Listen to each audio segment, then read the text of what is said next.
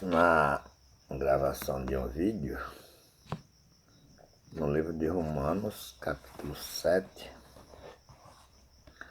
Romanos, capítulo 7,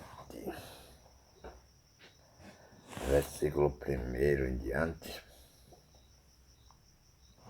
Diz assim: não sabeis vós, irmãos, pois que falo aos que sabem a lei, que a lei tem domínio sobre o homem por todo o tempo que viver,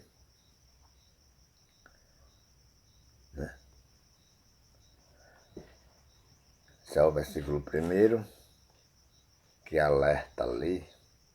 Talvez Paulo está falando e aqueles homens da lei estão empolgados de fora, dizendo que não estão falando com ele, porque eles são escritores, porque eles são praticantes da lei, eles acreditam que estão mais certos que os outros, então eles estão ali empolgados. Mas Paulo abre o seu entendimento aqui dizendo: eu falo é com vocês que usam a lei, que escrevem a lei, que estão aí dizendo que praticam a lei, né? A vida de vocês pelo evangélico não é uma vida boa, né? Que vocês não respeitam a mudança de lei, porque vocês não respeitam a transformação da vida entre a vida e a morte, entre a lei e a graça. Então Paulo diz: eu falo é com vocês, né?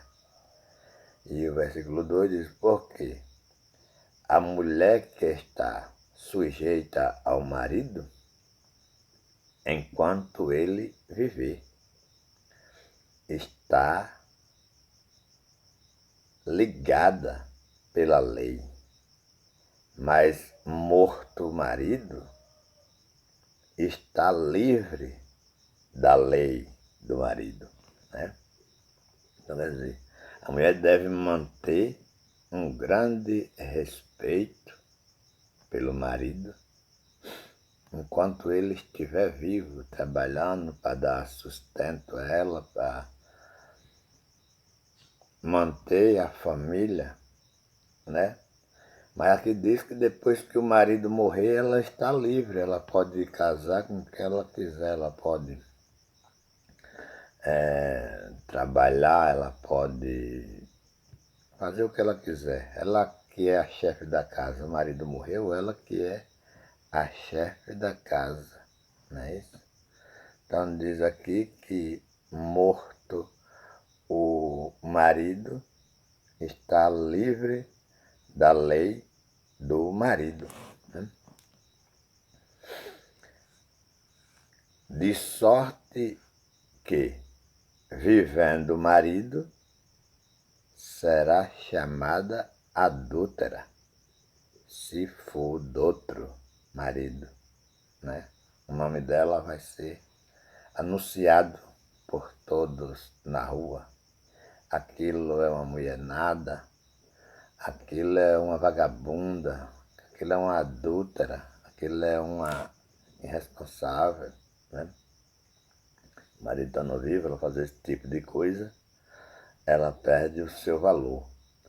Mas, morto o marido, livre está da lei, e assim não será chamada adúltera, né? Será chamada de mulher de respeito. As pessoas consideram, naquela mulher, ela respeitou o marido dela durante a vida que esteve com o seu marido, era uma mulher trabalhadeira, era uma mulher honrada, era uma mulher, né, aí, amada por todos, porque ela tinha compromisso na sua vida com o seu marido. Então não será chamada adúltera, né? Se for do outro marido, né?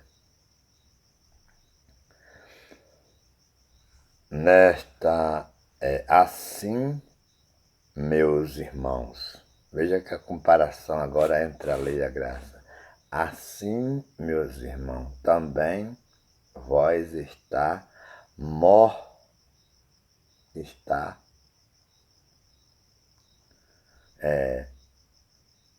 assim mesmo, é. Assim, meus irmãos, vós estáis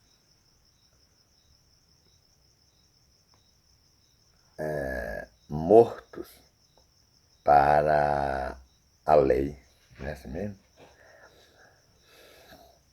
Vocês estão mortos para a lei, pelo corpo de Cristo, para que sejais douto daquele que ressuscitou dentre os mortos, a fim de que demos frutos para Deus. Então, observando esses versículos, como vem do primeiro aí até o versículo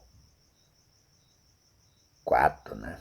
Do primeiro até o versículo 4, meditando aqui nessas palavras, observamos acerca da pregação do Evangelho.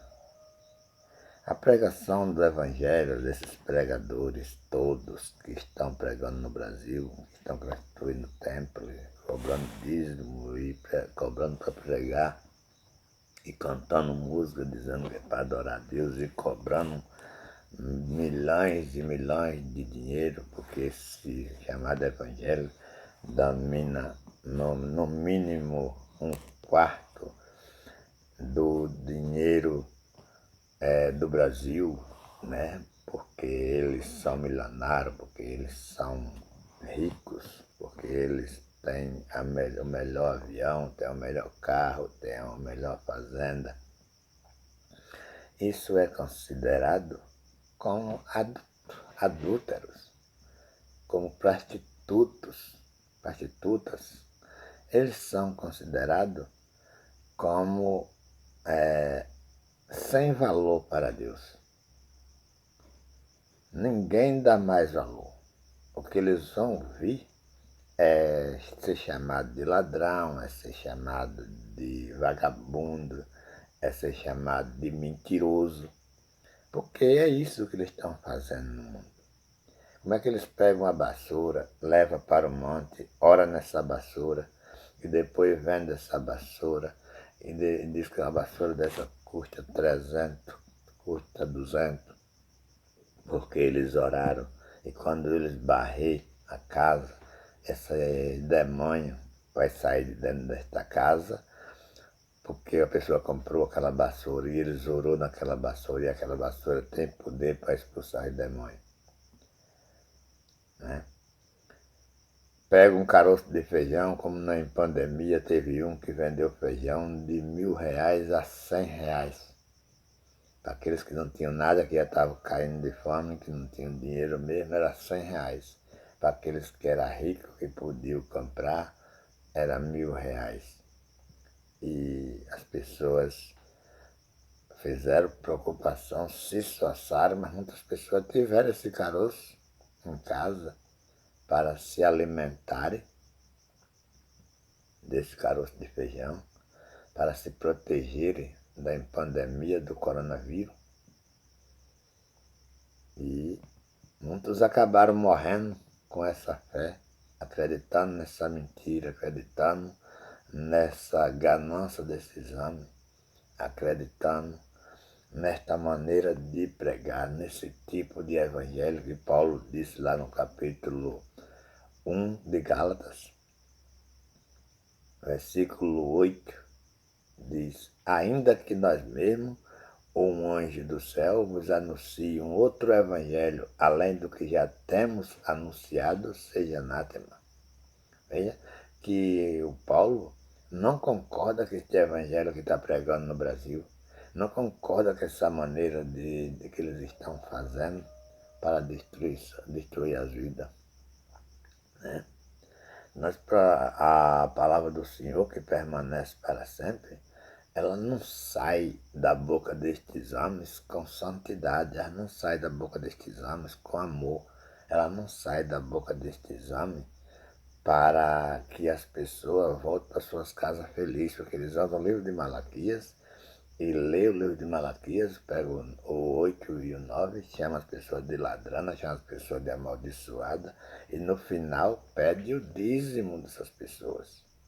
Se as pessoas não tiverem o dinheiro, é considerado como ladrões, considerado como e a pessoa trabalhou mais seus pais, mais sua mãe, foi bons meninos, bons filhos, e toda a vida viveu, mas ouviu esses homens, sentiu aquele desejo de ficar no meio deles, e vai para o meio deles, e quando vai para o chamado culto deles, às vezes não tem condição para dar nenhuma contribuição, nem dízimo, nem oferta, nem nada, porque tem pessoas que não contribuem com nada, não dá dízimo, não dá oferta, não dá nada, porque o que ganha é para comer.